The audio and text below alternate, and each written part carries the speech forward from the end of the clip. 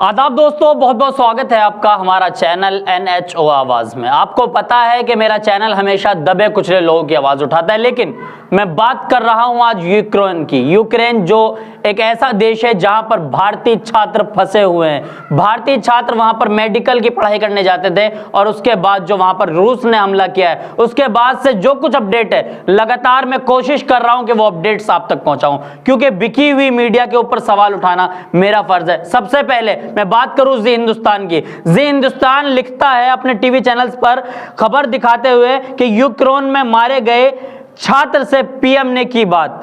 एक तो होता है अनभक्ति, लेकिन ये अनभक्ति का भूत, अनभक्ति का अफीम ऐसा चढ़ा हुआ है जो कि उतरने का नाम नहीं ले रहा है। वो मरे हुए छात्र से भी पीएम को बात करने जैसी खबर दिखा रहे हैं। लेकिन यूक्रेन में फंसे हुए छात्र क्या भारत के नहीं हैं? क्या भारत के छात्र अगर यूक्रेन में फंस जाएं तो क्या जिम्मेदारी नहीं है भारतीय सरकार की? भारतीय सरकार की क्या जिम्मेदारी नहीं बनती कि उन बच्चों को निकाला जाए?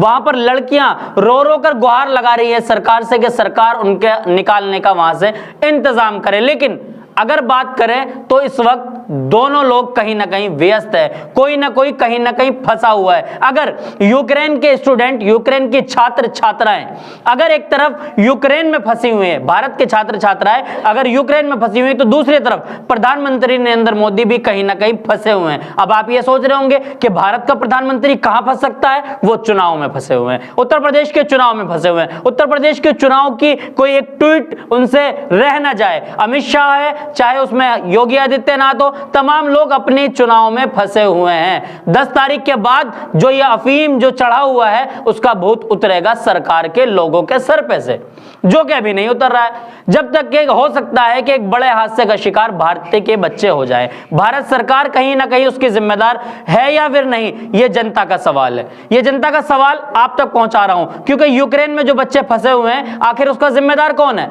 यूक्रेन में फंसे हुए बच्चों को क्यों नहीं निकाला जा रहा है? अगर वहां से एयरपोर्ट तक जाने की सुविधा नहीं हो पा रही है, तो क्या भारत सरकार के पास अपनी सेना नहीं है? क्या इनके पास अपने एयर इंडिया के जो फ्लाइट्स थे, अगर आखिर आएंगे कहां से?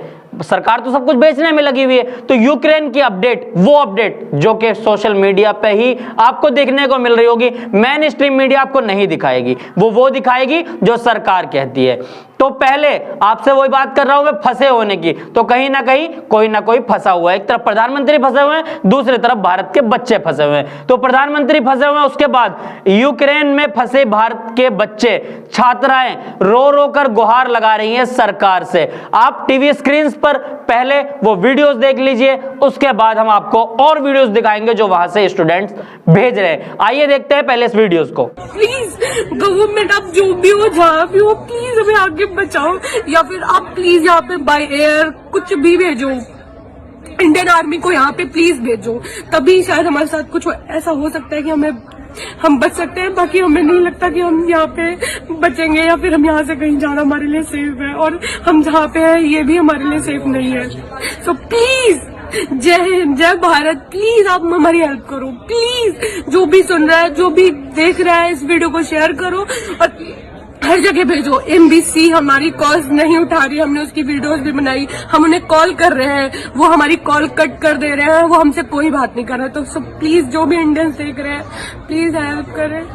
जी हाँ, देखा आपने ये वीडियो जो आपने देखा है, ये यूक्रेन में फंसे हुए भारत के बच्चे हैं, भारत के छात्र हैं, भारत की छात्राएं हैं। क्या यूक्रेन से निकालना हमारी जिम्मेदारी नहीं होती है? यूक्रेन के अंदर और भी कंट्रीज के बच्चे पढ़ते थे, सभी कंट्रीज के बच्चों को उनके मदर्स ने, उनके फादर्स ने, उनकी गवर्नमेंट ने वहां से निकाल लिया। लेकिन भारत सरकार इस वक्त कहीं ना कहीं उत्तर प्रदेश के चुनाव में फंसी हुई है, जिस कारण अपने बच्चों को नहीं निकाल पा रहे। तो मैं पत्रकार हूं, मैं तो सवाल पूछूंगा, लेकिन अब अगर मुझ पे मुकदमा दर्ज होगा तो मेरी ऑडियंस सरकार से सवाल कर सकती है कि आखिर मुझ पे मुकदमा क्यों दर्ज हुआ है। क्योंकि सरकार से सवाल पूछना सबसे कठिन काम है आज के वक्त में। जब से 7 साल से भाजपा सरकार आई है, बहुत सारे पत्रकार हमारे दोस्त जो कि जिनके ऊपर मुकदमा हुआ और वो जेल चले गए।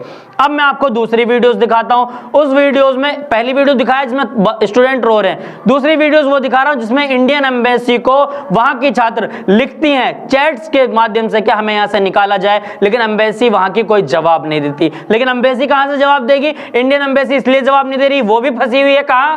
अब ऑडियंस बताएगी कहां फंसी हुई है। वो भी चुनाव में फंसे हुए हैं। Hello, my name is Rajwinder Kaur, I am from Kyiv medical university.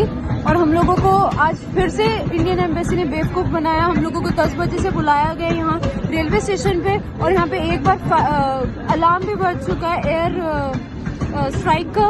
और ना हमारे साथ सिर्फ यहाँ पे एजेंसी एम्बेसी के कोई लोग नहीं है जो हमारे भैया और पहले मदद कर रहे थे, हमारे साथ सिर्फ वो लोग हैं। यहाँ पे सुबह से हम खड़े हैं, एक भी ट्रेन में इंडियन बच्चों को नहीं बिठाया है। अगर बिठाया भी होगा तो बहुत कम बच्चों को बिठाया गया है। मैक्सिमम बच्चे यहीं पे खड़े हैं। यहाँ पे बच्चों की कगार कम से कम 2000 इंडियन स्टूडेंट्स हैं, और जो ट्रेन आ रही हैं उसमें सिर्फ 200-200 सीट्स हैं।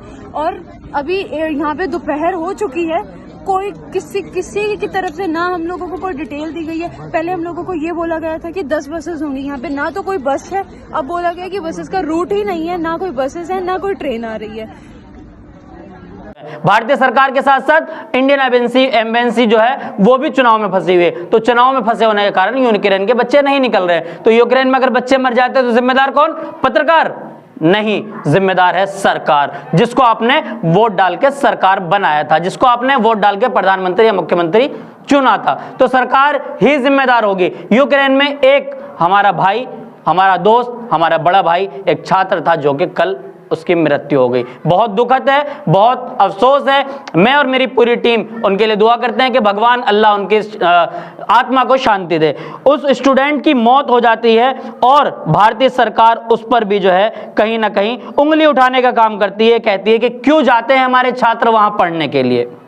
मैं ये पूछना चाहता हूं भारतीय सरकार के लोगों से, जो लोग मंत्री हैं, जो लोग प्रधानमंत्री हैं, अगर आपके यहाँ ये वो सारी व्यवस्थाएं होती तो ये बच्चे वहां पढ़ने क्यों जाते? लेकिन जिसकी मौत हुई है उसका नाम लेके बता दूं, उसका नाम है नवीन। नवीन 12वीं में 97% नंबर लाने के बावजूद भी उनको कर्नाटका में मेडिकल की सीट नहीं मिलती है। 97 यानी कि 97%। 97% भी अगर हम नंबर लाते हैं, उसके बाद भी अगर हमारी मेडिकल कॉलेजेस में हमारे नंबर नहीं आते हैं तो हम क्या करेंगे भैया? यूक्रेन ना जाए पढ़ने के लिए? जाएंगे। अगर हम फंसते हैं तो सरकार जिम्मेदार है। नवीन की मृत्यु के जिम्मेदार कहीं ना कहीं अगर रूस है, रसिया है, तो कहीं ना कहीं उसमें बराबर के साझेदार, बराबर के हकदार भारतीय सरकार भी है। भारतीय सरकार पर आवाज उठा रहा हूं, बहुत कम लोग उठाते हैं, लेकिन क्योंकि इस वक्त बैठी भाजपा सरकार वो ऐसे लोगों पर मुकदमा दर्ज कर रही है। लेकिन कोई नहीं, मैं एक पत्रकारों में सवाल करूंगा और सवाल उठाऊंगा। मीडिया पे भी सवाल उठाया क्योंकि यूक्रेन में मारे गए युवक से, यूक्रेन में मारे गए छात्र से पीएम ने की बात। यह है एक धर्म का अफीम, यह है एक सरकार का चढ़ाया हुआ अफीम, जिसको लिखता है जी हिंदुस्तान अपने टीवी चैनल्स पर। तो ये तमाम अपडेट्स देने का मकसद यह है कि यूक्रेन में जो कुछ हो रहा है ये गलत हो रहा है। क्या भारतीय सरकार अगर इसकी जिम्मेदार है तो आप लोग भी भारतीय सरकार से सवाल करें कि इस तरह के जो बच्चे वहां पर फंसे हुए हैं उनको निकाला जाए। जो भी छोटी छोटी वीडियोस क्लिप वहां से आ रही है वो हम आप तक पहुंचाएंगे अपने चैनल के माध्यम से। और मेरा जब तक ये यूक्रेन का मामला चलता है आपको रोज एक प्रोग्राम अपने चैनल से दिखाऊंगा। जब तक के लिए लेता हूं आपसे अलविदा। जय हिंद, जय भारत।